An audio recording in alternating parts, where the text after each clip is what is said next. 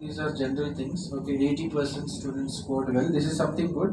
5 E's were followed. Fine.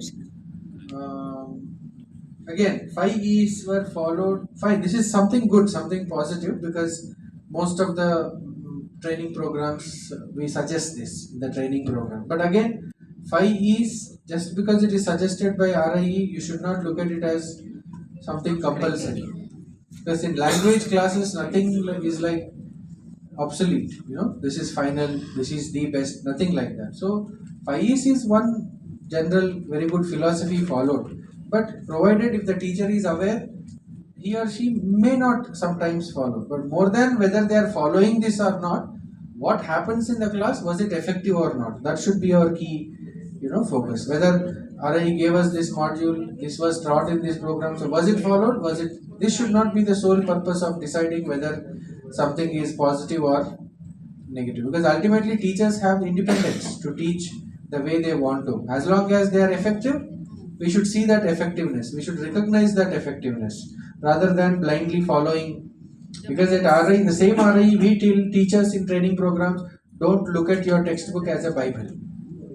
So if you are telling teachers not to look at textbook as a Bible, same thing applies to teachers who attend training programs or RPs. For you, RIE module should not be a Bible. That is just a reference source. That's all. Okay. So charts were effective. Fine. Good observation. More training on spoken English needed. Again, fine. There is nothing wrong when a teacher expects that spoken English training is needed, because ENK is something different. That ENK cards, how to use those to make their daily teaching easy, etc. But spoken English again doesn't develop by training. But as a trainer, this should be in your mind always.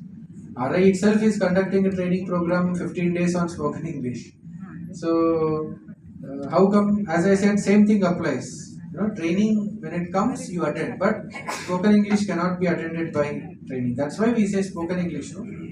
Spoken English can only be developed by listening and speaking. So no program can make you continuously listen and speak. So these programs might give you a little bit of awareness, how to learn, how not to learn, what to do, what not to do, etc.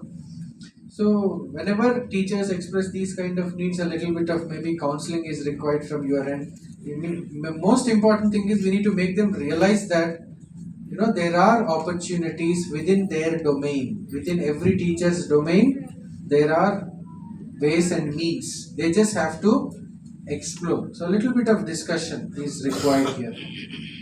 And then